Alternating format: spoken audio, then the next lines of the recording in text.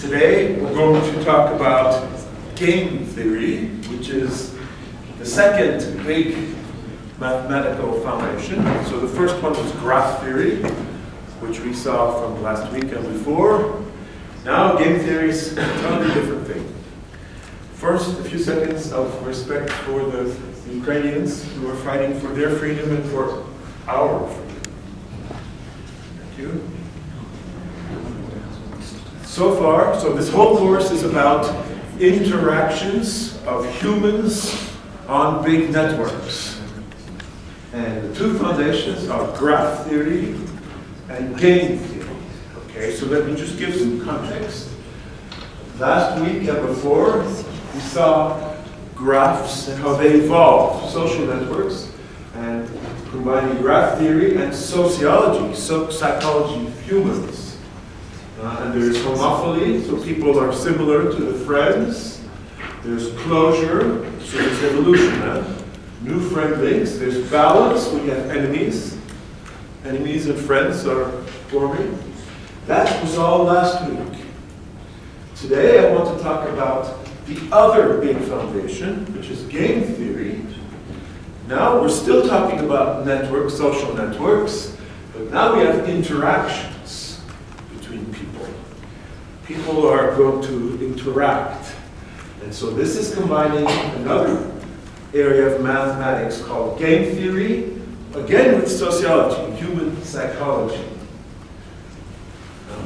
Formalizing interactions. So again, human beings are very complicated, and the interactions between humans are really complicated. With 100 billion neurons, you can do many things. So this is a simplified model, but it's still very, very interesting, and it gives a lot of insights. I'm going to make 2 lectures on this. Today I want to talk about, first of all, simple games with 2 players. We start with 2 players doing with each other, competing or playing with each other. And later in the course, we'll have sometimes many more players, but we start with 2. 2 rational players, each one tries to get something, and we'll talk about what it gives when they play. So it depends on the game. There's many different kinds of game. We assume the players are rational, so I will define what it means. They are trying to, within the world they live in, they try to do the best. And I'll show strictly dominant strategies. That's the simplest case, where it's easy. But sometimes it's not so easy to know what to do. And when there's no easy strategy, we have another concept called Nash equilibrium. This is where each player tries to imagine what the other one is doing, and they each one does the best with what the other one is doing. And I'll show lots of examples: coordination, anti-coordination, and finally, probably I won't have time today, mixed strategies, when you have to roll the dice. Sometimes you have to pick strategy randomly, and this is all very common, for example, in wartime, when you can have multiple attacks that you want to do. And then the second part, I'll talk about extensions. First of all, Pareto optimality and social optimality. This is when you want to optimize for the whole society. In this previous one, each player is egotistical, selfish, and wants to optimize their game. But sometimes you don't want that. Sometimes you want society to go better. And then you have other approaches, other criteria. This is Pareto and social optimality. Also, I'll talk about dynamic games when you have sequence of moves. This will be probably next week. Okay, so this is 2 lectures, This is chapter 6 in the book. Okay, so what are games? Well, games is social network like before, but now people are interacting. In the previous one, last week, the people were independent. Each one, they can become friends, but that's their own decision. There's nothing against they don't really force other people to do something. and we had link-strength affiliation. But that's only the first step. In the real world, people interact. I decide to do something, and that influences the other person, and maybe the two are actually competing. They will decide depending how they see the other person, okay? They will try to make the best decision depending on what they think the other person will decide. Game theory is a mathematical theory that studies that. You formalize a notion of a game, so we'll give a formal definition. So it's an interaction between players with some rules that are fixed in the game. And each player follows some rational behavior, usually tries to maximize their payoff. And this gives something. And then we see what happens. So there's many ways, many things that can happen. Okay. This is a fairly recent mathematical theory. It was mostly developed after World War II, and military funding was a big thing in this. So this game is very interesting for strategic games, but it's very interesting for us, for the internet. Okay? So I'm going to talk in 3 parts. Today I want to talk about 2 players. Simple. When you have 2 players playing with each other, each one is rational, each one has payoff, and chooses the best strategy. And then I'll show, this is a simplification, extending it. Global optimality, not just selfish, but whole society do better with Pareto of social optimality, and also dynamic games. You not just have one decision, but you have a sequence of decisions. And there's a whole area, so this is just an introduction. Huh? And in the rest of the course, we're going to use this stuff all the time. We'll talk about traffic networks, auctions, eBay, but also ads, Google, markets, buying, selling, intermediaries, traders on internet, like stores, negotiation, when you try to you interact with multiple guys, cascades, when you have sequences of decisions, all kinds of weird stuff happening on the internet, and we study it with game theory, okay? Okay, so we start simple, 2 players, 2 rational players, and simple rules. So you'll start, and I'll show you some real classic and interesting examples. Simple games, but interesting. Strategies. A strategy in red is what a player can do, instead of options. Decide what strategy. And we have best responses. Each player is imagining what the other one will do, and will do the best response. Maybe it's easy. Maybe there's the same response no matter what the other one does. No matter what the other guy does, I know I have to take my Kalashnikov and just mow him down, for example. Maybe that's always the best thing. And so that's called the dominant strategy. That's the easiest case. Sometimes there's dominant strategy. But not always. Sometimes you don't have dominant strategy. There's no one easy thing to do. What you do depends on the other person. And one concept that helps you imagine what to do is called the Nash equilibrium. And this is where you imagine the other one. You do the best response to the other person. What is that person doing? But that person is thinking the same.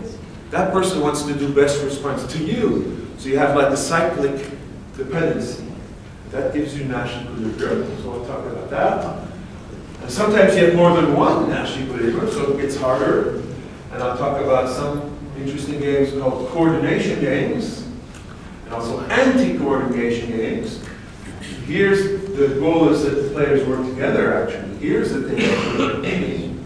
And finally, maybe there's no simple Nash equilibrium, and you have to do randomization. And we show exactly why it's needed. So you see there's lots of richness in this simple thing.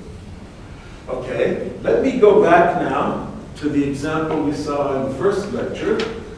So I'll refresh your memory on that and then we continue. But this is a good way to start because there's some kind of paradox. Okay? This is the exam or presentation game.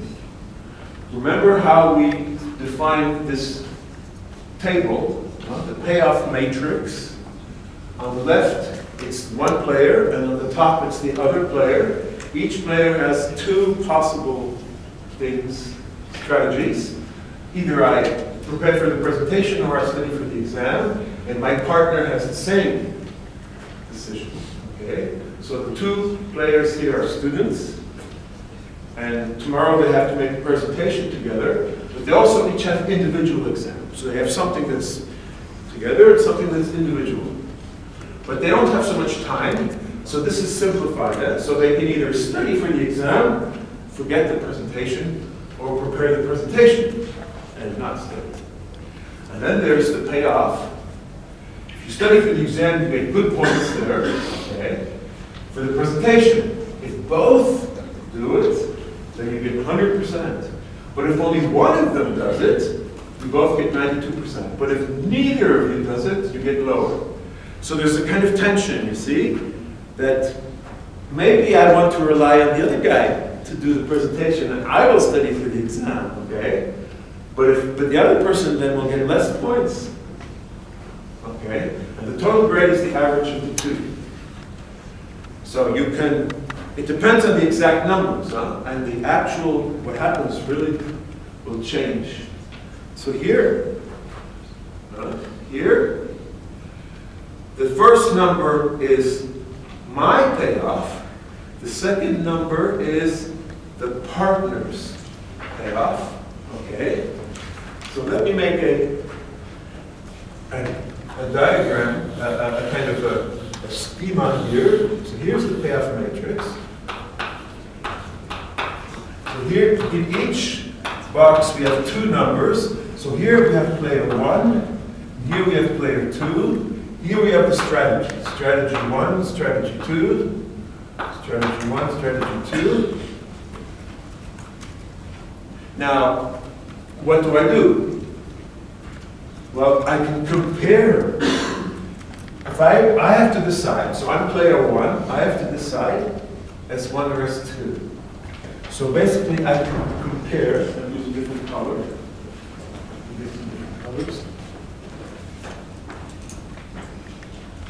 I can compare my payoffs. So if player 2 chooses S1, then player 1 will be comparing these two numbers. Okay? So player 2 chooses S1, then player 1 will pick the highest of the two. Okay? So if I know what player 2 is going to do, I will pick my strategy to make the highest of these two numbers. And if player 2 picks S2, I will have this possibility. Okay? So what happens here? If you look at this graph, so if the partner studies for the presentation, so I'm here on the left column, then I will get 92 if I study for the exam, and I will get 90 if I do the presentation. So I will do maximum. So I will study for the exam. But if my partner studies for the exam, I again have to decide 88 versus 86. So again, studying for the exam gives me the highest number. So no matter what my partner does, the reasoning, the rational reasoning here tells me I should study for the exam. And I can do the same reasoning for player 2. But now I'm comparing these numbers. So this is very important. So this little diagram kind of gives you what the numbers I have to do. So if player 1 picks S1, then 2 will compare these two numbers. And again, 2 will pick the exam. And if player 1 picks S2, then I compare these two, and again, it'll pick the exam. So the best solution is exam, exam. And they will both get 88 points. Okay? But this is not the global optimum. Each player has the local optimum, but if they would both study for the presentation, they would actually get more. They would get 90-90. So there's a kind of conflict here. Okay? I did not solve it in the first lecture, but today we're going to talk about this. Okay? So you can see it's all not exactly obvious. It depends on the numbers inside that payoff matrix. Okay? Okay, before solving this, let me make a formal, I want to be very precise, so I'll make a formal definition of a game. Okay, the concept of a game. A game is a situation where you have three things. First of all, you have the players, a set of participants. Here we have two players, P1 and P2. And then each player has a set of options. These are called strategies. So player 1 can pick S1 or S2. Player 2 can pick S1 or S2. So the strategies, prepare for presentation or study for exam. And the third thing is that for each choice of strategies, you have a result, which is called the payoff. Each player receives a payoff when both of them choose the strategies. Okay? It depends on the strategy selected by all. So usually these are going to be numbers, points or money or something, or percentages, market share. Usually these will be numbers, but don't have to be. Usually, but you can order them. Each player prefers larger payoffs to smaller ones. Okay, so there's an optimization. So the payoff here is the average grade. So if both of them pick S1, the payoff for player 1 will be 90, and for player 2 will be 90. Okay, so this is the definition.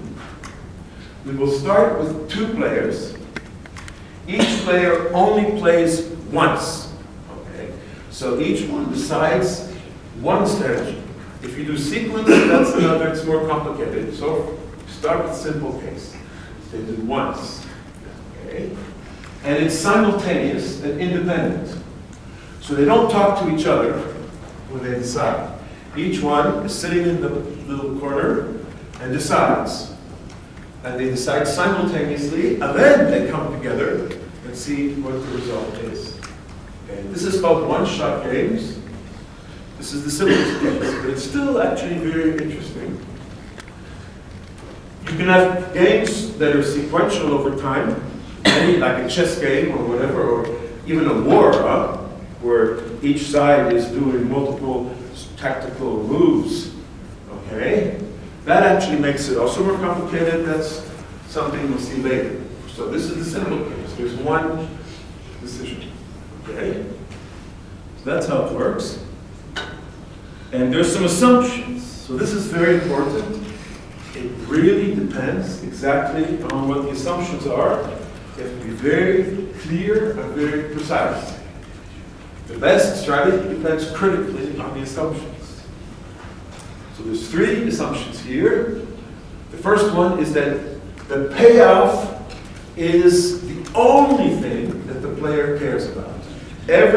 All the gain or what the player is winning is in the payoff, nowhere else.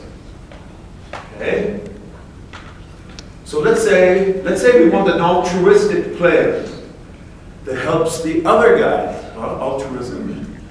Well, that means the helping of the other guy must be somehow inside that payoff. Okay? Otherwise, the player will just maximize the payoff. And the second thing is there's no secrets. Every player knows everything. The whole payoff matrix is known by everybody. Okay? It's called common knowledge. And player 1 knows that player 2 knows everything. Player 2 knows that player 1 knows everything. So there's no secret. Everything is open. Now this is called common knowledge. Okay? If it's not like that, if some of these numbers are secret, or only known by one player, then it's a whole different theory. It's called games with incomplete information, and we don't talk about that. Okay? So you see, there's lots of possibilities, huh? And the final is rationality. So we're not going to be philosophical. What does it mean to be rational? Okay? We're going to be very simple. Rationality means you choose the strategy that maximizes your payoff, okay? And given, you can imagine what the other player might do, but you will choose a strategy and the goal is to maximize your payoff. This is what we mean by rationality. It's a local, selfish kind of rational thinking. Huh? These players are not thinking about the good of society. Yeah? These players are thinking about the size of their wallets. Okay? Only. So each player wants to maximize the payoff, but also each player actually succeeds in selecting the optimal strategy. You could have games where players make mistakes.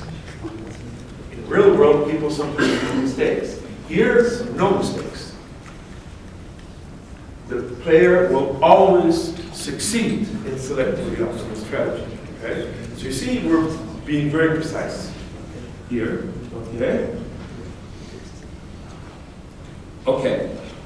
Now, go back to this exam game. We will follow the assumptions. Okay? What is your best strategy? You are going to reason in terms of what the other player does. If the partner studies, you would get 88 by studying, 86 by preparing. Let's go back. If the partner studies the exam, then I will get 88 by studying, 86 by preparing the presentation. So I should study. If the partner prepares a presentation, I will get 92 by studying and 90 by preparing the presentation. And in both cases, the maximum is obtained by choosing study exam. Okay? This means that no matter what player 2 does, the player 1 has one clearly better strategy. This is called a strictly dominant strategy. This is the easy case. When it's very clear, there's only one thing player 1 needs to do, is choose this guy to get the maximum. And of course, it's a symmetric. Player 2 reasons in the same way. Okay? So player 2 will also pick the study exam. So this is the result of strictly dominant strategy for both. Very clean. See, it's very simple, very clean. I imagine my best strategy depending on what the other player does. This is what rationality means. But now, again, we get to this paradox. If both would choose S1, they would actually even get more points. So this is not giving them the maximum, the global maximum. Okay? Each one is being rational. This is actually an important lesson in the real world. You can be rational, or you think you're being rational, by thinking inside the box according to some very clean way, and you can still get worse results. This is already very interesting in the real world. Good lesson, huh? So what is going on? Okay. The 90, the maximum, the global maximum, cannot be reached by rational play, but in the way that we define rationality. So that's the thing, huh? How are we defining rationality? We're defining rationality in a very local, selfish way. Okay? And it's coming from the assumptions. The payoffs is everything. Okay? But if you would actually care about your partner's grade, so I'm not just caring about my grade, but I'm caring about my partner's grade, it would be in my payoff. Okay? See, the assumptions are important. This is assumption of rationality. Once you define the assumptions, where each one is choosing a strategy to maximize payoff, everything is fixed. Okay? But let's say that your partner gets angry if you do the wrong thing, and you know the partner is going to smash your face in after the next day, and that's not very nice to have your face smashed in. Well, then this number will not be the same, okay? Because you will add the pain of having your face smashed in, and maybe you would pick the other one then, okay? So everything is in the payoff, and this is a local optimum. Later we'll see how can we get global optimum. That's a different thing. When people are selfish and they locally optimize, it's not necessarily going to give the best for society. This is a big question. Because usually people are selfish. Climate, global warming. Okay, people are worried about the earth, but at the end of the day, they pay the bill, and they will pay for the gas in the heating of their house, even if it's causing global warming. Global warming is a society issue. So how do you get that? That's the whole problem of rules, of laws, rules and regulations. You have to change the rules so that the local selfish optimum will help the global optimum. Because everybody in their life is going to maximize their local thing. They earn the best money, they become famous, whatever. They get to go on TV, they're movie star, whatever. They're going to maximize the local thing. But you have to organize society so that when everyone is managing the local thing, that it also helps society. It's not always the case, huh? So, for example, in the United States, it's very easy for people to become billionaires. Jeff Bezos is a billionaire, has big ownership in Amazon, but you can't personally work that much to get billions. You're only one human. But according to the laws, you can make an organization where everybody is working for you. All the work of the people goes to your account. Is that good or bad? Well, that's just the way society works. If you have billionaires, is it good or bad? Maybe sometimes it's good. Maybe sometimes it's bad. Okay. So I'll have more to say on that. So you see, game theory is actually very relevant in society.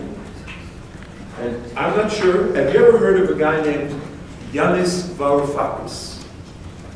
If you follow politics, you should have heard of him. He was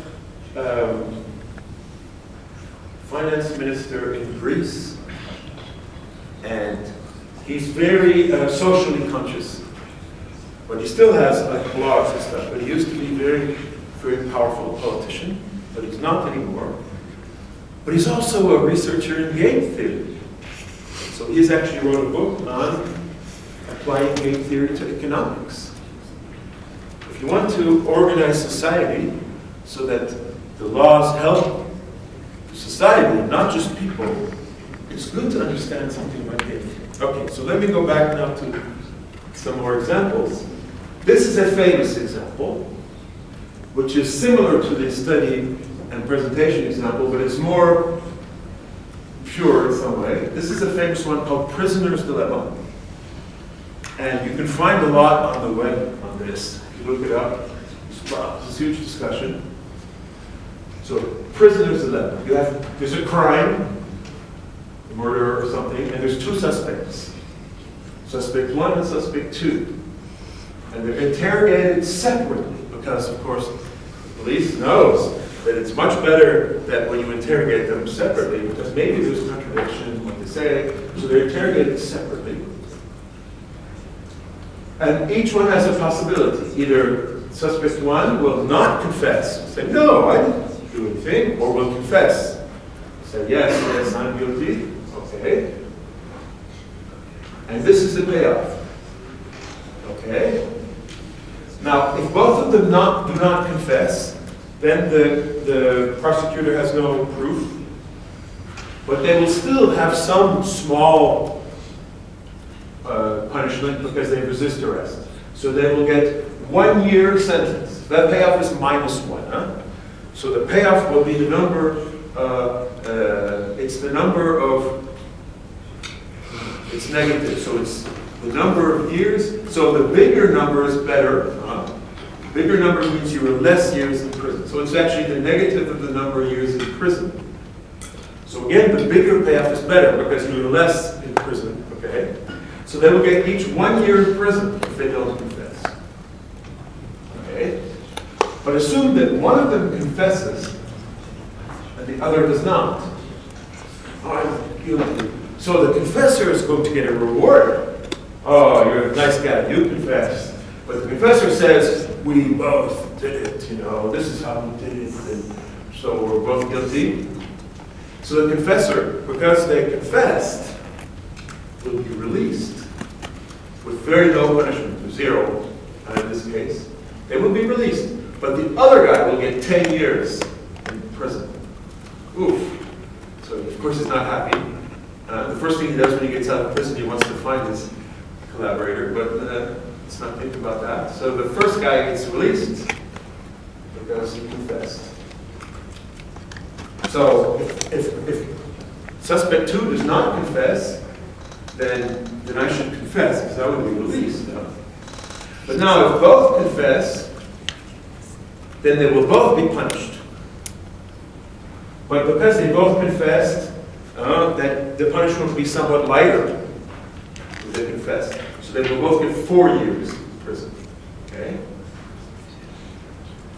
So I'm suspect 1. So instead of, in addition to being mild-mannered professor at university, in the evenings I'm also a supervillain doing all kinds of bad things. So I confessed here.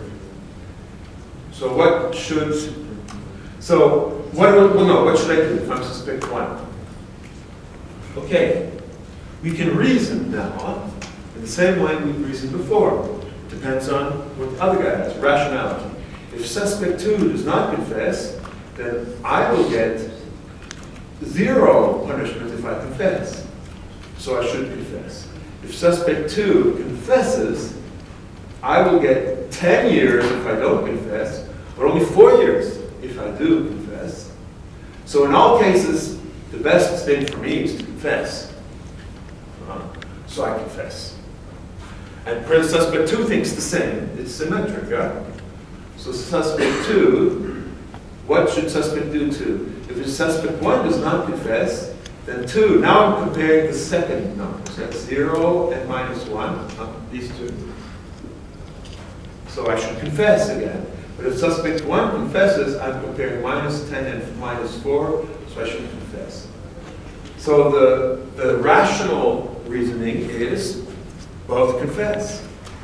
Both get 4 years in prison. But that's pretty stupid. If they would have both not confessed, they would have only gotten 1 year, okay? Okay, so here we explains the strategy. That's what I just explained. We reason. In both cases, suspect 1 should confess. Confessing is strictly dominant. It is the best choice, regardless of what the other guy does. This is the rationality is leading to this, huh? But the rationality is defined as a local optimum, huh? They both get 4 year sentences. But if they would have both stayed silent, they would have only gotten 1 year. So they're kind of stupid, actually. Rationality gives them 3 years more in prison. Okay? Rationality is worse. So what's going on? This was a big thing. This example, starting the 1950s when it was introduced, was highly studied. What's going on here? And the point is, you want to establish collaboration in the face of individual self-interest. So my individual interest is to maximize locally, but collaboration would be better. So how do I favor collaboration? Well, it's very hard to favor collaboration. Okay? It's very hard. And in the real world, this situation happens a lot. Like in arms races. Two countries, which shall remain unnamed, but one of them is SU and the other one is US, in the 50s and 60s. There was something called the Cold War, which you guys did not live in, but I lived through, where they were both building huge stockpiles of nuclear weapons. That's objectively stupid, okay? It's costing very much, it's very dangerous. Objectively, it would be better if neither of them would do that.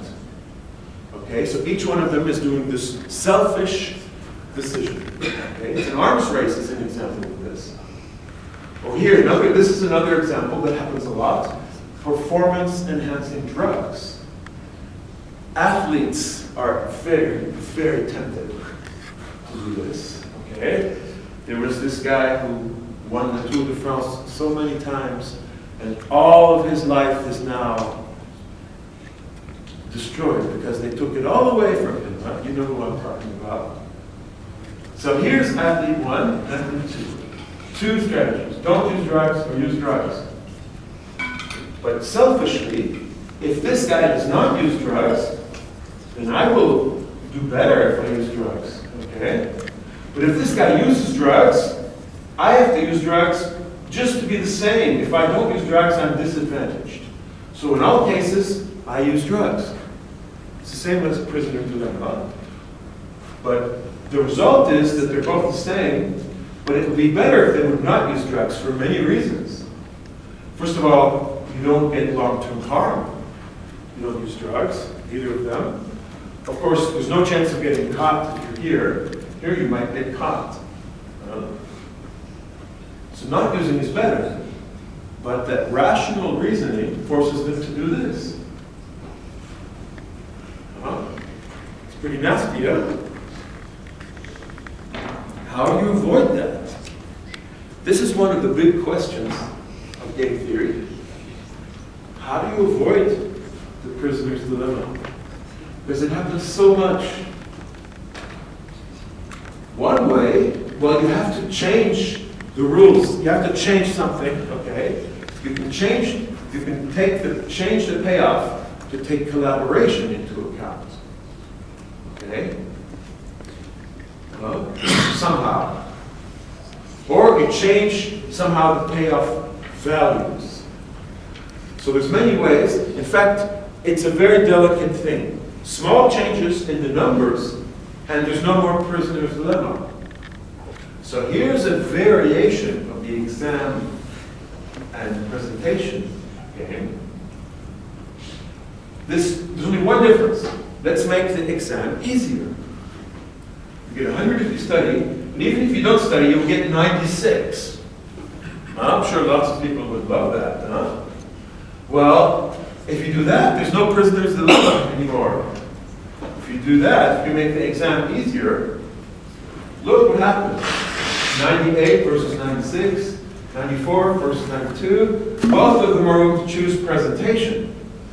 They will both get 98, and everybody's happy, except for the professor who wanted to teach the course, okay, because they didn't study for the exam.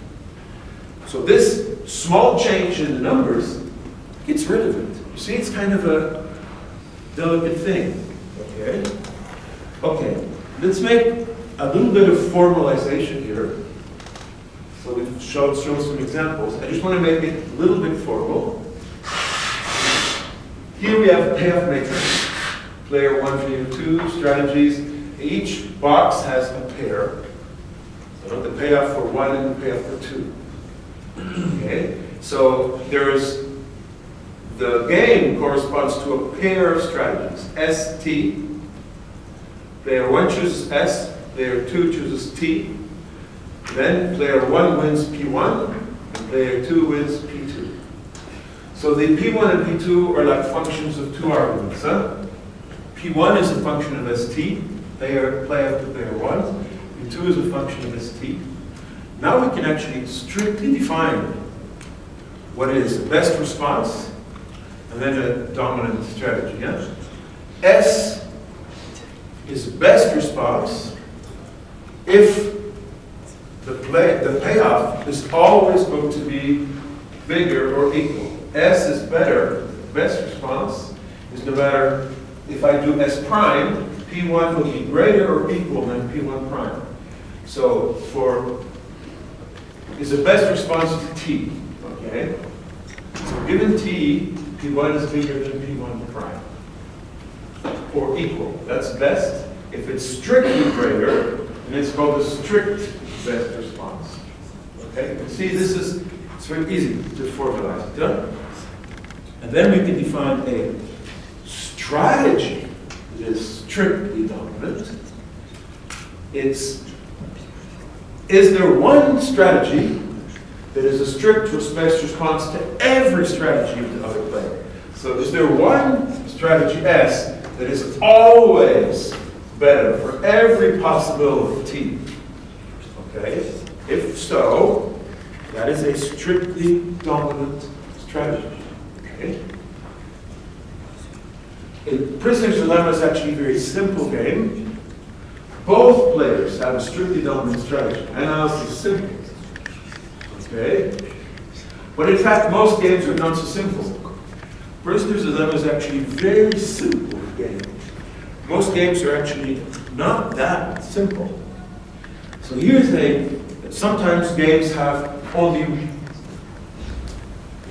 dominant strategy. So you might think, okay, you just pick the strictly dominant strategy.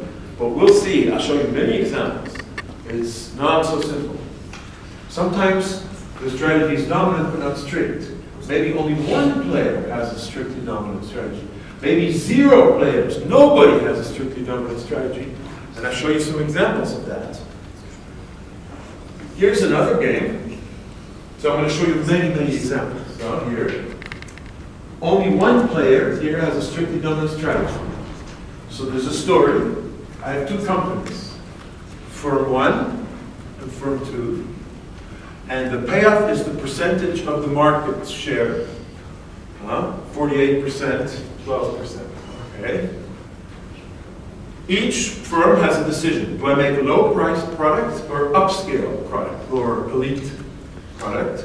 And the other one decides the same. Low-priced or upscale. Okay? And there's 2 kinds of consumers. 60% only buy low price and 40% buy upscale. Okay? And also, firm 1 is more popular than firm 2. Firm 2 is like the underdog. Firm 1 is very popular. I won't mention any names, but this could be Microsoft. Okay? This could be Apple or something. So firm 1 is very popular. When firm 1 and 2 compete directly, firm 1 gets 80%. Okay? Okay, and the profit is the same for low price and upscale. Now we can look at the payoff matrix. Okay? If firm 1 makes the low priced product and firm 2 makes the upscale, then firm 1 will get all the consumers. Okay? Will get 60%, and firm 2 gets the others. But if firm 1 and firm 2 both make low price, they are going to divide the 60% between them. So 48 plus 12 is 60, yeah? And this guy's getting 80% of 60%, which is 48. This guy's getting 20% of 60%. And it's symmetric, okay? If they both do upscale, then they're dividing 40% of the people. There's only 40% to upscale.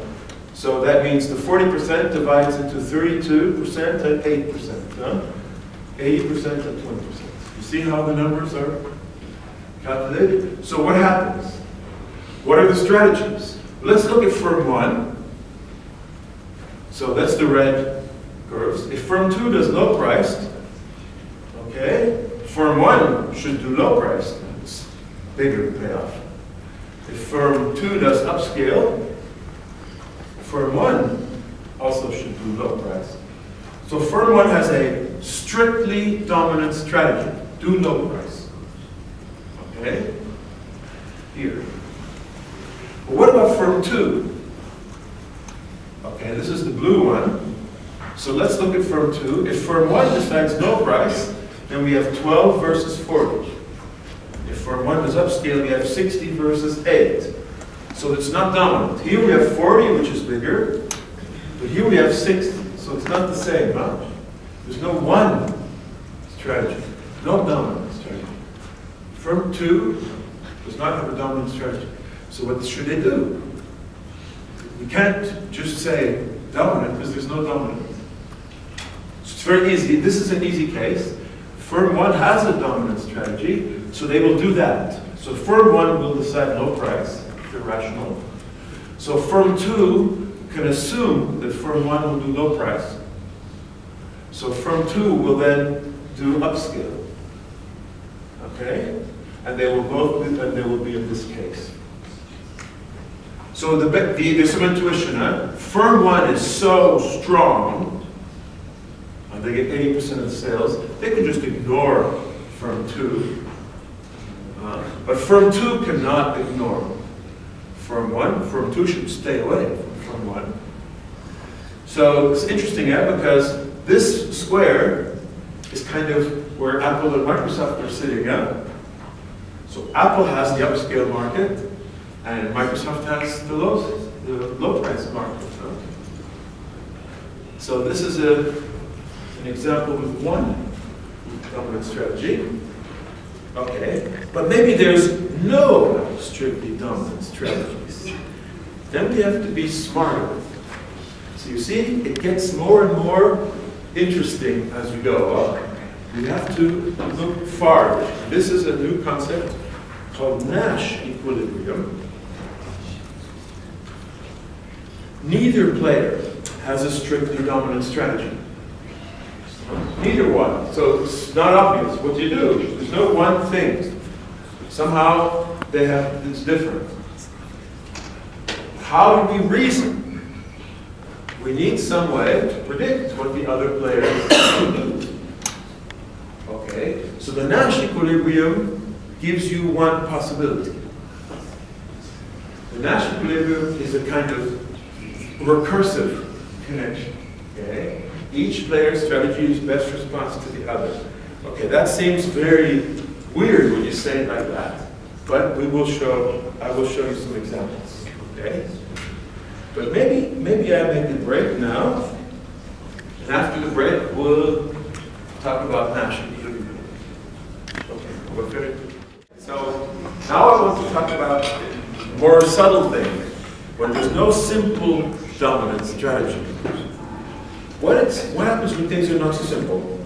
When each player doesn't have one thing clearly that the player should do. So there's a very smart guy who figured out what's going on here, called John Nash. Actually, a movie was made by him called Beautiful Mind, because he was actually mentally ill. You don't have to be mentally ill to be a mathematician, by the way. Maybe it helps. So the Nash equilibrium says each player is the best response to the other. Okay? So I make my response, okay, depending on what the other one, I assume the other one will do this, and I make the best response to that. But the other player thinks the same. The other player says, I assume the first player does this, and I will do a best response. And they both have best responses. So I have this kind of an interesting idea, so I want to explain it, okay? This is an equilibrium, because neither one wants to do something different. I have best response to the other one. So I will not change, because it will only get worse. My response is the best response. And the other player has the best response to me, so the other one has no incentive either. I mean, doing the best response to the other. This is interesting. It's different than dominant strategy because we're actually combining the two strategies. Okay.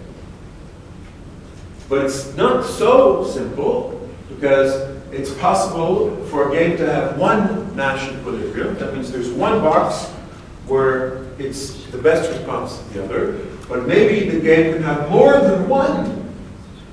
There's multiple ways, so that it's multiple stable solutions.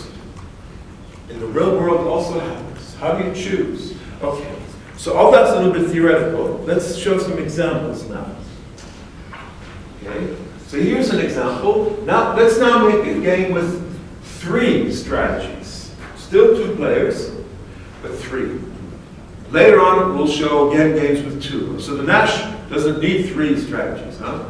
But this is interesting because it's also nice to have more than 2 strategies, huh? So here we have 2 firms, 2 companies, and this is again a marketing game. Firm 1 and firm 2. Firm 1 and firm 2 are suppliers, and they have clients.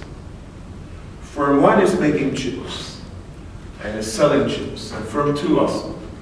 And there's 3 clients, A, B, C, who buy chips. Okay? I'm talking about integrated circuits and not potato chips. Okay? So each firm has 3 strategies, let's say, to contact client A and say, I want to sell you chips, or B or C. Okay, and suppose it can only contact one. Okay. Now there's some differences between the clients and between the firms. A is a big client, worth 8 billion chips is what they need. But B and C are smaller clients. They're worth 2 each. Okay, they need 2 billion each. If the 2 firms approach the same client, they get half the business. So if both firms choose B, then it will be 1-1. They will each get 1 billion. So they will each sell $1 billion. Okay? Another thing is about the firms. Firm 1 is smaller than firm 2. It's actually a little bit smaller, too small. It's not as famous and credible.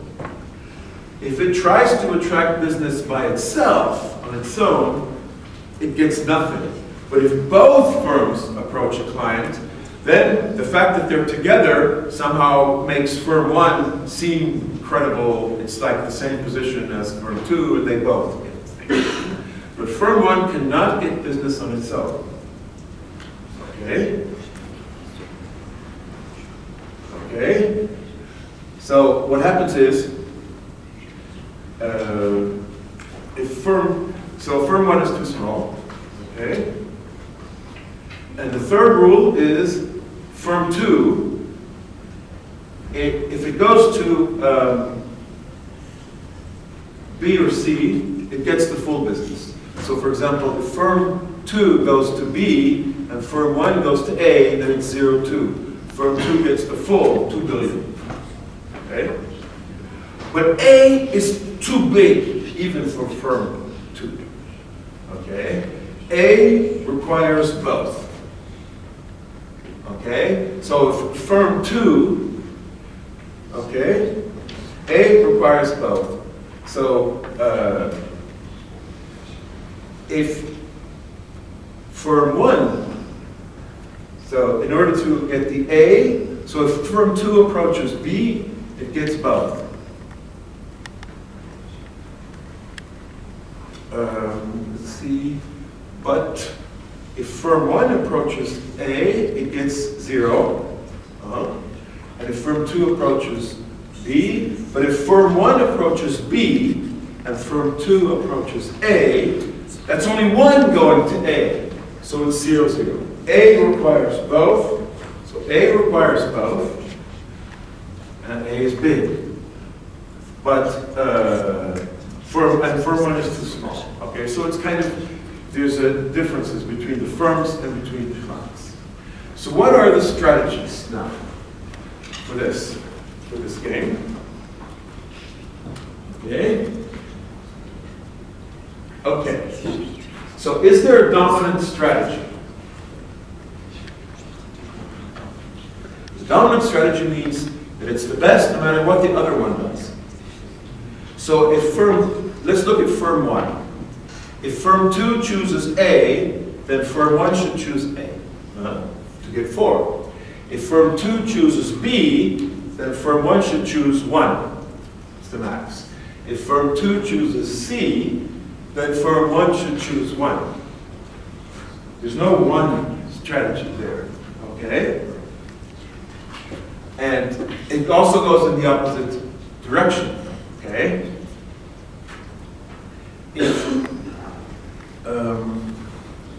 So neither has a dominant. So let's see if firm 2 has a dominant strategy. So if firm 1 chooses A, then firm 2 should choose A. If firm 1 chooses B, then firm 2 should choose C to get 2. If firm 1 chooses C, then firm 2 should choose 2. So firm 2 has no dominant strategy either. Neither of them has dominant strategy. This seems kind of complicated. Now, what do the firms do? How do we reason? How do we reason about it? Okay. We can reason about it. So there's no dominant strategy. So each firm will imagine what the other one is doing. Okay? If firm 1 thinks firm 2 is doing something, it will make the best response. But that's also going the other direction. So there's like a reciprocal thing. It's not just one player reasoning on its side. They're actually reasoning about the other one, what the other one is doing. Okay? So I make a theory definition, but then I'll show you how it works. Okay? Suppose that player 1 chooses S, and player 2 chooses T. So we get ST, and there's this payoff. ST is a Nash equilibrium if S is the best response to T, and T is the best response to S. So it's a reciprocal thing. Okay? And no player wants to do something different. Because if player 2 does T, player 1 is making the best response, so he's not going to do something else and get worse. And the same. Player 1 chooses S, player 2 chooses the best response, anything else will be worse. So each player is doing the best it can do. Okay? So there's only one kind of assumption here. If each player believes that the other will do part of a Nash equilibrium, then its incentive is to do the other part. So each player is somehow thinking, how is the other thinking? If they're both thinking, we want to do best responses, then you get Nash equilibrium. Okay? So this is kind of theoretical. Let me show how it works in this example. Okay?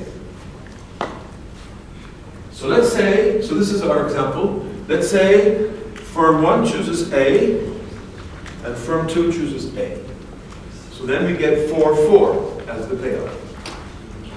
So actually, firm 1 is playing his best response to firm 2. Okay? Let's say firm 2 chooses A. What is the best response of 1? Well, it'll be 4-0-0, so it's A. Okay? And firm 2 is doing his best response to 1. If firm 1 does A, what is the best response for 2? Well, if it does A, it'll get 4. If it does B, it'll get 2. If it does C, it'll get 2. So each one is doing the best response. I will make a diagram. I will show you. I like to think about it geometrically.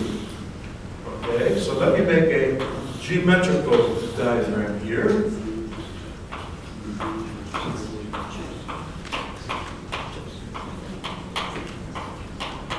So this is A, B, C, A, B, C.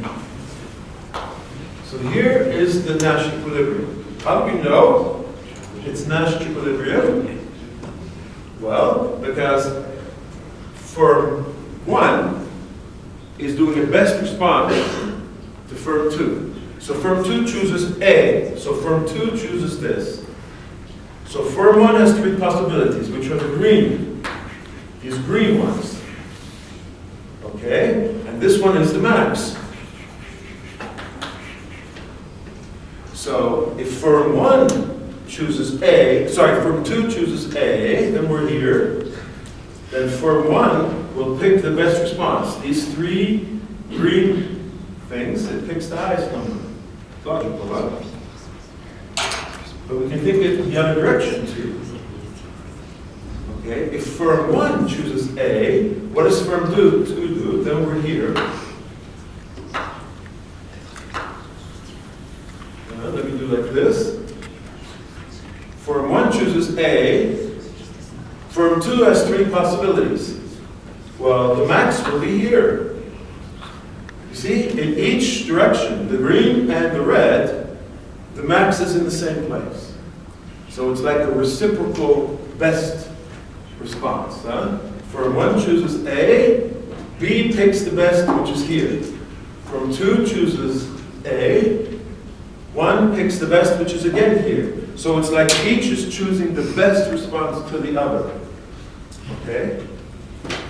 So it's actually comparing where the max in the horizontal and the max, sorry, vertical and the max in the horizontal, and it ends up in the same place. Okay? So this pair, this is called a Nash equilibrium because of that. So the strategy AA is a Nash equilibrium because each firm is doing its best response to the other. In this example, it's the only Nash equilibrium because for all other possibilities, it's not the best response. So for example, if firm 1, let's look at 1-1, the 1-1 case. Okay, in the middle, 1-1. Make it here. Firm 1 chooses this. What is the best response of firm 2 to this? Well, it's not B, because if they would choose C, they would get 2, which is bigger. So this is not a Nash equilibrium. Because if firm 1 chooses B, that's not the best response. Firm 2 is not the best response to that. So it's not Nash. It has to go in both directions. Okay? So this is a more subtle kind of concept. Okay. Okay. Now let's go back to 2-player games. So now I've defined Nash equilibrium, but I'm going to show you more examples. Because Nash equilibrium is a more subtle thing. You have to think about it a little bit. So let me talk about another kind of game called coordination games. Okay, this is a very interesting game that happens a lot in real life. It's a game with more than one Nash equilibrium. This is very funny. I'll show you how that works. So there's more than one stable solution in a sense. That means the players could hit on one equilibrium or they could do the other one. How do they choose? Okay. So I'm going to show you some games like that with multiple equilibria. And there's 2 kinds of games called coordination games and anti-coordination games. And they happen a lot also in real life. Okay? In a coordination game, both players are gaining, are winning. In an anti-coordination game, one player is gaining and the other is losing. But they would lose even more if they choose something else. So they're losing, but it's still the best they can do because it's Nash equilibrium. Okay? So here's an example game. So this is a very common game. Okay? This is a game that everyone should intuitively understand. There's 2 people. You and your partner are working on a presentation. Lots of presentations here. you have a choice. You are making some slides, and your partner is making some slides. But you're sitting in the Alps somewhere in a small cabin, and you have no internet, and so on. So you are working on making slides, and so is your partner. You have to decide whether to use PowerPoint or Keynote. Huh? Hard decision, huh? Okay. So this is a coordination game, because the goal is that you both do the same, of course. Huh? It's best is when you both do the same. So here is the payoff matrix.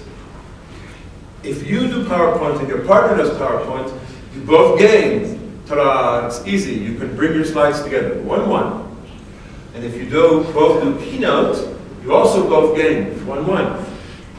But if one does PowerPoint and one does Keynote, then you lose, both lose. So it's 0-0, because the slides are not compatible. Let's say it's hard to convert and stuff, and it's a pain, okay? So the point is that you use the same. But in fact, those two possibilities are both equilibria, okay? Okay, so there's other examples of this. Two manufacturers are building parts, bolts. They want to use metric units or English units. Okay, I know you're saying, what idiot would want to use English units for building things? But such manufacturers still exist, okay? Probably not so much here. But in like the United States, there are though, they do exist. So either you both use metric or you both use inches and feet and stuff like that. If you both use the same, then the parts are interchangeable. If you don't, then they're not. So the best thing is that they're the same. Or if you have two platoons in an army, they are attacking. They should both attack either to the left or to the right. But there's some communication problem, so it's not clear. The messages are not getting through. Somehow they have to decide.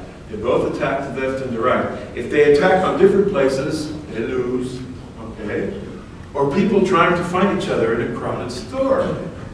So this has happened to me, probably happened to you.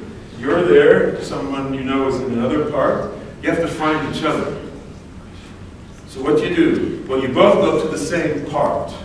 The north or the south part of the store. But if you go to different parts, you won't find each other. Okay? So you should go to the same part. How do you know that? So this is called a coordination game. Either choice is fine, but they must be the same. Okay? And both of the win-win situations are Nash equilibria. Okay? And this is interesting, so I'm going to make a diagram for this so that it's very clear. So the 1-1 and the 1-1 are both Nash equilibria. So let me explain this with the diagram, because I want you to understand it. 0, 0. So let me make the first one in green. So this is a Nash equilibrium. Why is this? Because I have person 2 and person 1. Okay? Person 2 chooses this. So this is PowerPoint and Keynote. Person 2 chooses PowerPoint. And what is the gain for person 2? It's the best response. So P1 will either choose P or K. Okay? So if P2 chooses P, what is the best response for P1? Well, it's going to be P also. Huh? Okay? But if P1 chooses P, what is your best response for 2? It's also P. See, so between these two, the vertical and the horizontal, which let me make like this, the stable point is here. See that? If P1 chooses P, P2 will choose 0 or 1, so P. Okay, if P2 chooses P, P1 will choose 0 or 1, but the highest. So this is like the stable point, okay? But the other one is also stable, okay? Okay? So if P1 chooses K, P2 can choose P or K. See what happens? The best is also K. But if P2 chooses K, then P1 can choose P or K. So P2 is choosing K, so we're here. And P1 chooses, of course, the best, which is K. So this is also a stable situation. So there's actually two stable equilibria. And each one of these, the partner has no incentive to change. See it, huh? So it's important to understand, and I made the different colors so you can get intuition, okay? So there's no, how do we break the symmetry? There's no way to distinguish. We have two Nash equilibria. So what do? We need something else. So in order to solve a game like this, we have to add a new concept. We have to make our rationality idea a little bit richer. There has to be a natural reason to focus on one of them. Okay? So here's an example. Two drivers have a country road. Two drivers are approaching. How do they avoid to crash? Well, one of them goes to the right, and the other one goes to the right. And they go like this. Or one of them goes to the left, the other one goes to the left. If one of them goes to the right, the other goes to the left, boom, then they crash. Okay? But which you choose? In Europe, it's very easy. In continental Europe, the natural reflex is to move to the right. If you're a driver. If you're in the United Kingdom, luckily it's an island, it's on an island, the natural reflex is to move to the left. Good advice when you're in UK, be very careful when you drive. Okay? So you have a social convention, which is breaking the symmetry. Okay? So here's another variation. There's many, many variations. And all of them happen in the real world. Here again we have PowerPoint and Keynote. But here each player prefers Keynote, because Keynote has a far better user interface than PowerPoint. Right? So for PowerPoint we get 1-1, for Keynote we get 2-2. So there's still two Nash equilibria, two stable positions, but one of them has higher payoffs. So here we have a situation where we can actually choose between them.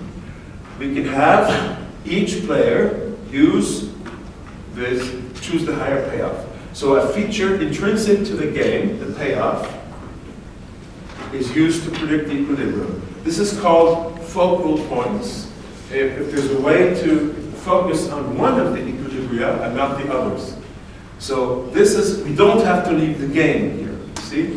It's intrinsic to the game. Whereas in the previous example, we needed to add something extra, like a social convention, to break the symmetry, okay? So here, all we have to do is say the pair will pick the Nash equilibrium that has the highest payoff. Okay, here's another one. So this one has a name. It's called Battle of the Sexes. So you and your partner, okay?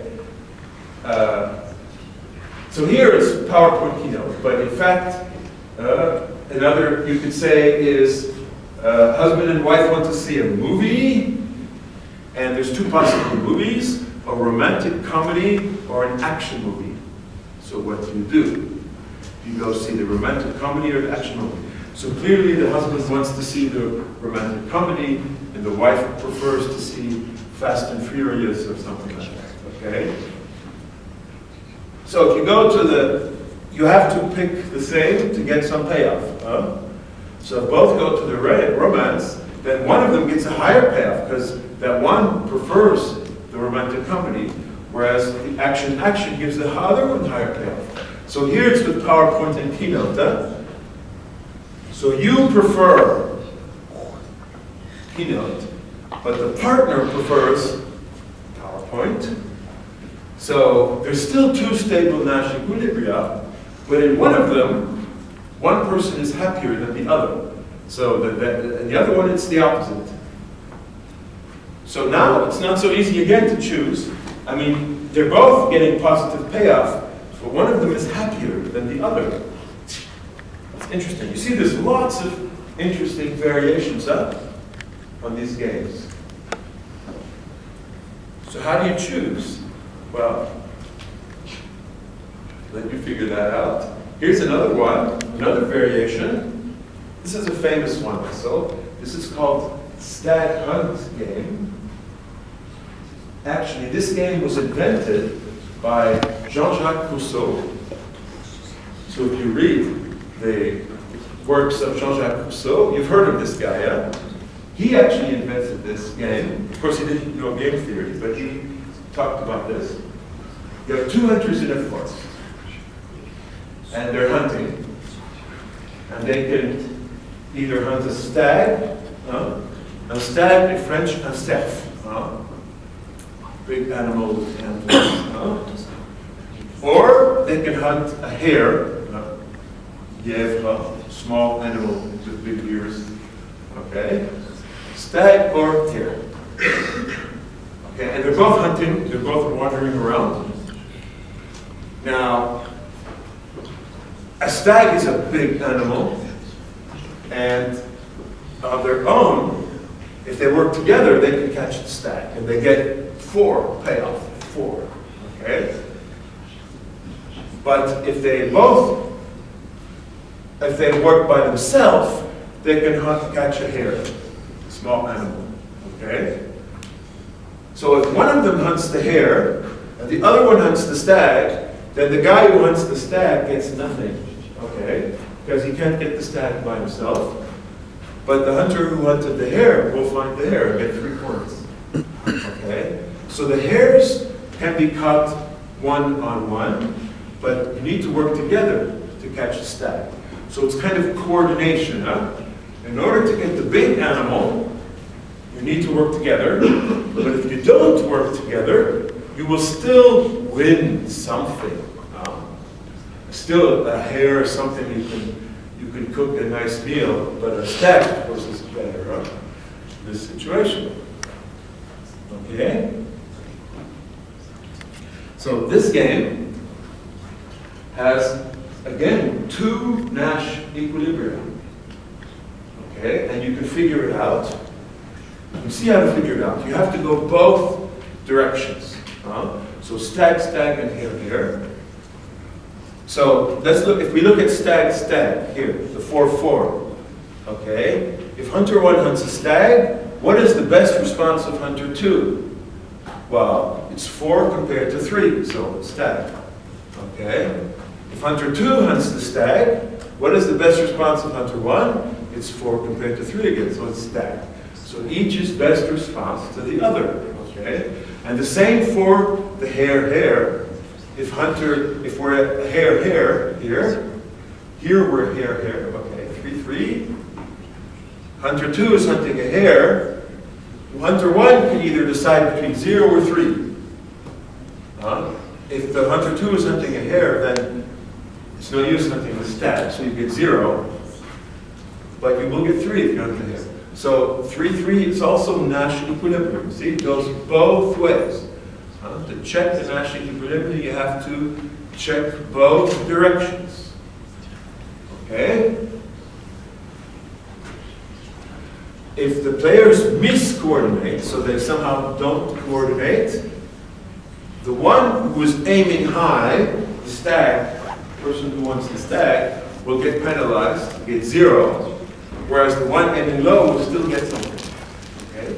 That's another kind of coordination. Okay?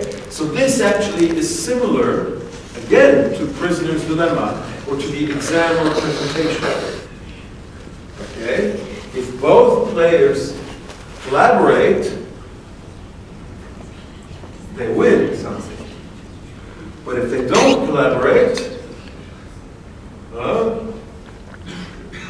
one person will 1. Okay? So Stag Hunt, you can take the exam or presentation and you can tweak it and then make it a Stag Hunt. So if you look at this one, okay, let's tweak it a little bit. We assume that if both prepare the presentation, they get 100, but if only one prepares for 0, they get much lower. So we may eventually make a penalty that not both prepared. Okay? And if you look at it here, then you can see that, for example, the 90-90 here is a Nash equilibrium. So if I pick this, it's the best here, but it's also the best here. But this one is also a Nash equilibrium, okay? Because it's 88 versus 82, 88 versus 82.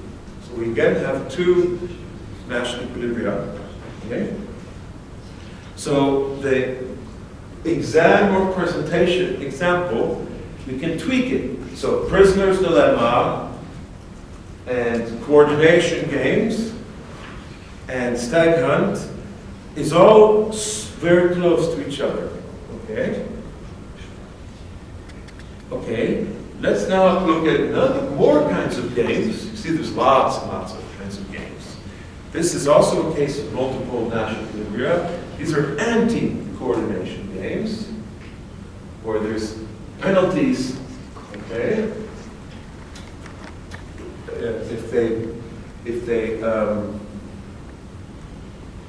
So basically the goal is to do something different, not to coordinate, okay? So here's two animals, and they're fighting on a piece of food, okay? Two dogs are fighting for a bone, okay? And the animal can be aggressive, which is called being a hawk, or passive, which is called being a dove, behaving like a dove. One is hawkish and one is dovish.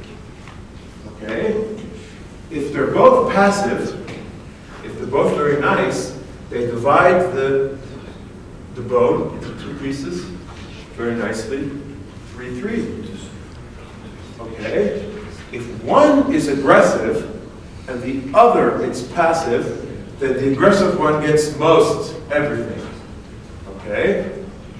And if both are aggressive, then the food is destroyed and nobody gets anything. So somehow you get paid to be aggressive, but if the other guy is aggressive too, you lose. Okay?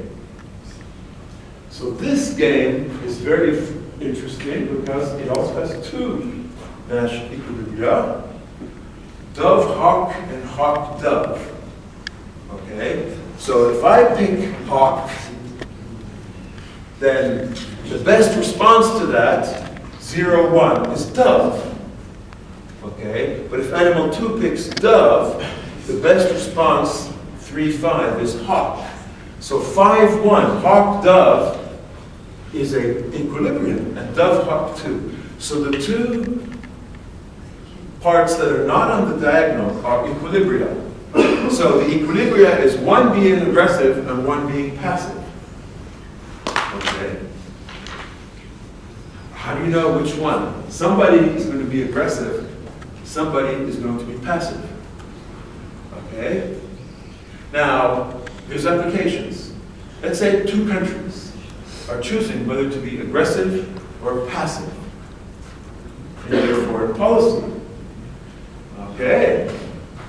This is interesting, okay, because we're in kind of this situation. If they're both aggressive, there's a war and nobody is winning, okay? Both are paying a big price. So somehow, in the current situation, one country thought that the other one was going to be passive, but they made a mistake. And both countries are being a hawk. So both are paying a big price. If you know what I'm talking about. Okay? But in an equilibrium situation, we can predict one will be aggressive and one will be passive. But not which ones. But in this situation that we have now, we're not in such an equilibrium situation. Okay? We're in the lose-lose situation. Okay? Again, let me go back again to the exam presentation. Okay? And you can see we can tweak things. Okay? The original one was like prisoner's dilemma. If they both do, it has strictly dominant, but if they follow it, they lose. And we can tweak it to make it Stag Hunt. Okay? Where coordination is rewarded and miscoordination is punished. Okay? So it's no longer, nobody has a strictly dominant anymore, but the coordination is rewarded. And we can make another small change where it becomes hawked up, where the equilibrium is one person studying and one person making the presentation. Okay? Passive means presentation, aggressive means exam. Okay? If nobody prepared, the way to do it is to make that if nobody prepares for the exam, the grade is very low, 60. Okay? So that means we have this situation here. If both do exam, they get very low points. Okay? But if I'm here, okay, if I choose presentation, then the other guy will choose exam, 90 versus 92. Okay? And if this guy chooses exam, okay, then I will have 86 versus 76, 86. So this is an equilibrium now. So this exam presentation has three versions, different solutions. See, game theory shows that the world is complicated, huh? The world is complicated. Okay, so now we've seen a lot of games, and I'm sure everything is mixed up in your minds. That's not a problem. It's okay, because the real world is like that. So it's very reasonable. Let me finish today by just introducing what happens when there's no Nash equilibria. There's no recursive best response. Okay? There exist games with no Nash equilibria. That means there's no way so that each guy is responding best to the other. And now we get something very interesting, which is why John Nash won the Nobel Prize. If you allow randomization, then there's always a Nash equilibrium. If you allow rolling dice, you could always have a best solution, always. So randomization is very important. Okay? So sometimes you have to do it. Let me give you an example. Okay? So let's say we have attack defense. One player is attacking, the other one is defending. The attacker can attack A or B. And the defender can say, I defend against A or I defend against B. It's like I am Nazi Germany and I want to go to Normandy. No, I'm protecting Normandy or what's the other part they were protecting? The other part? So there were two. Was it? Forget it. Oh. Let me give another example. Let's say I have a keeper and there's a penalty kick. And I kick either to the left or to the right, and the keeper will jump to the left or the right. But if the keeper jumps in the wrong direction, then the ball's going to go into the goal. Okay. So the attacker has left and right kick, and the goalie has defend against left or defend against right. If they defend against the right attack, same attack, then the defender gets payoff. Yes. But if the defender defends against the wrong attack, the attacker wins. Okay? So there's actually no Nash equilibrium there in that game. Okay. Ah, use Norman Calais. Okay. So here's a simple game. Let me just give you this simple game, and we'll stop with this game today. This is Matching Pennies. Simple attack defense. I have penny in my hand. Another person has penny in their hand. And you both open your hands, and it's either heads or tails. Okay? Player one loses if it's heads, heads, or tails, tails, if they match. And player one wins if it's heads, tails, if they don't match. So you see, you can pick heads or tails, and if they match, player one loses, and if they don't match, player two loses. Okay? This is called a zero-sum game. And zero-sum means that the sum of the payoffs is zero in every outcome. So if player one plays heads and player two plays heads, player one will have -1 payoff and player two is +1. Because player two wins a penny and player one loses a penny. But the total number of pennies is constant. It's zero-sum. Okay? Many attack defense games are zero-sum games. Okay? So how do we solve this game? What do you do? How do you play Matching Pennies? There are no Nash equilibria here. There's no pair of strategies that are best responses to each other. Okay? Why is that? Because for each pair, there's one player who's getting -1. And that player would get plus if they switched. So the -1 is never a best response. Because doing the other thing, you get +1.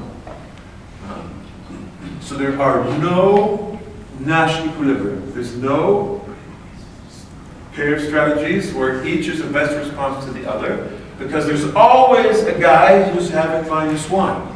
And that person can always do better by switching. So staying is never the right thing. So no Nash equilibria. What should the players do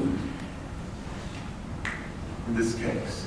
This is a case where you want to randomize. Okay?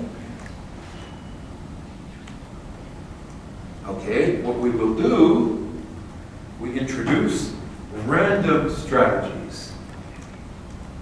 The player will not choose head or tails, but will pick head or tails with some probability.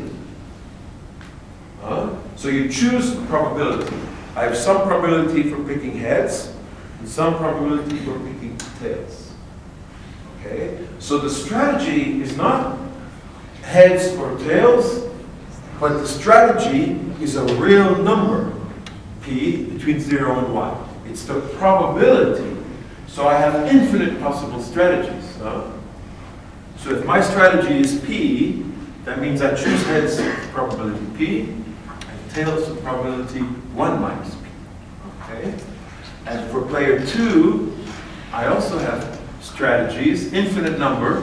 Player 2 will also randomize. The real numbers between 0 and 1, q, which is also saying what is the probability that player 2 chooses heads and tails. Now we have different kind of game. We don't just have 2 strategies by each player. We have a set of possible strategies, a huge set of possible, infinite possible strategies. Okay? You say, player 1, we have what's called pure strategy when p is 0 or 1. So that means you pick heads or you pick tails. But if p is not 0 or 1, then it's mixed strategy, where you're randomly picking.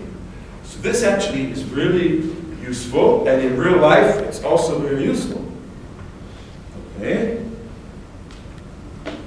So how do you pick the way to do the payoffs? Okay? But let me not choose that now. Let me not compute that now. So let me just summarize. So we have this game, the penny game. There's no dominant strategy. There's no Nash equilibria. How do you play this game? That's the question. And the answer is, you have to randomize. And if you randomize, then we will have a Nash equilibrium. We will find a Nash equilibrium for some way of randomizing the choices. So this becomes very neat. And in real world, we need to randomize too sometimes. Okay, so let me stop here, and next time we'll talk about randomizing. So just a quick summary of what we saw today. We saw games, we saw strictly dominant, which was easy. We saw Nash equilibria, where there's no dominant strategy, but each has best response to the other. And we see that there's a third possibility that you might have to randomize. So those are the three possibilities. Okay? Okay, so let me stop here.